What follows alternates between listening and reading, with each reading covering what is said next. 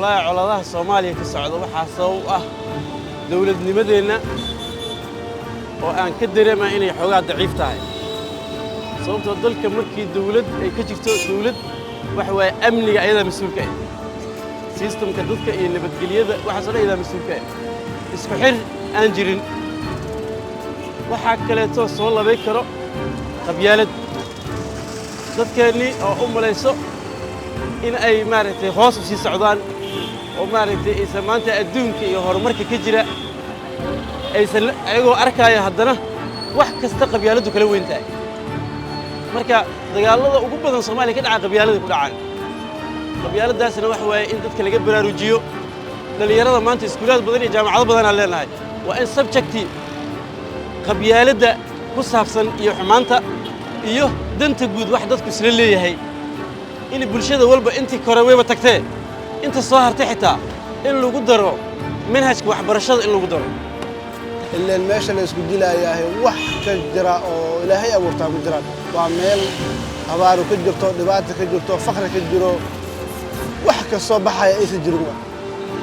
مركو عارف كذا مثلا إن ضد رجع على إقدار كتاجين أو جيب كل ريال إيو أفكر ريال إن إقدار كتاجين على مثلا ضد كمشي اسمه دجالة ديان كاس قبطاس ما هن ضد يعني أقول له ضد محبرتي وضد ريمية أنا أقول واحد نود طاي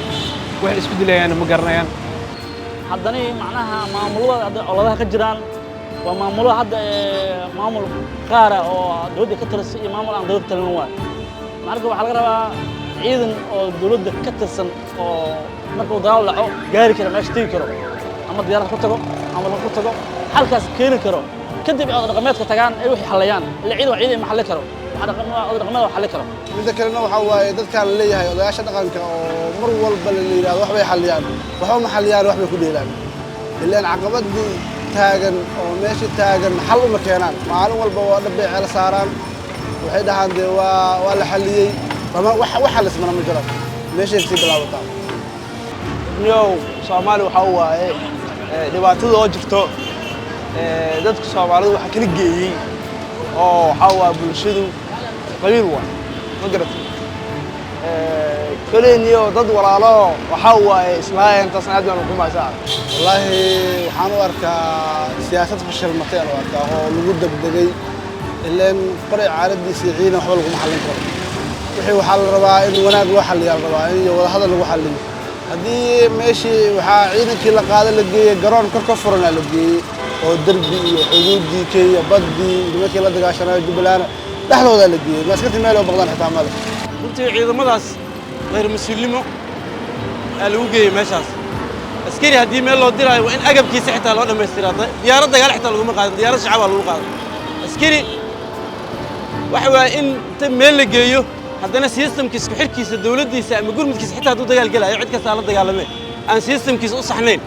ma aha dhalinyarada maalin walba lagu baabiyo ani intaan aaminsanahay haddana waxaan dhihi lahay dagaalkaas meesha ka dhacay qalad u ahay qalad ku ahay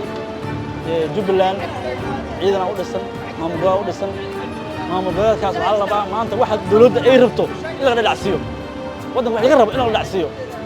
maamulkaas dhan in laga dhacsiyo ma ahna dagaal qaado ma ahna fikir saas waa aan dawladda ما Jubbaland iyo Soomaalidu waa isku mid waa dad hal meel ka tirsan waa ma garatay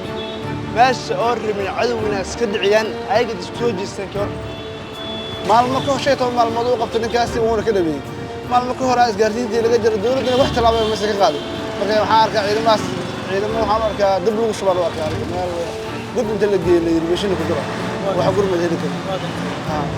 dawladda waxaa la gudboon in meeshaas ay iyada ciidan dawladda ay geyso oo labadaas beelood ka kooban si colaas ay u yaraan wallahi waxaan soo jeedin lahaa dawladda kor iyo hoos in checking lagu sameeyo dadka in dawladnimada la baro askariga waxa uu diriiska u xiran yahay in la baro waxa waa xuquuqdiisana laga taxadaro systemka dawladnimo in hoos laga soo dhiso aniga marka dadkii ku leeyihiin madaxweynaha fikirkaas ma qabo kaas madaxweynaha wax badan ka hooseeyo waxyaabaha hoose oo dhan askariga laga soo bilaabo ilaa madaxweynaha laga gaaro ma qaba aniga dawladnimo wada dhisan oo systemkeedii inuu jiro ma qabo runtii mana aaminsani waxaan jeclaan lahaa dawladnimada in hoos laga soo dhiso dhalinyarada in hoos laga soo dhiso manhajka waxbarashadana bataatan badanta guud waxa Soomaali ka dhaxeeya in la baro wada xaqtallahay markaan waxaan ku tallahay fikirka tallahay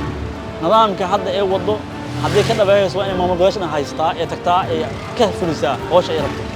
kadib qof cod toosaysaa laakiin dii muqdisho kale ayaa dhaliyo qof cod hatta ha bilowaa tusaale noqdota ha bilowda hatta gobolka banaadir gudoomiyaha ka soo bixi doono hal qof qof cod lagu doorto kadib baash ay arkayna shacabka arki doonaan gacan taas ay laani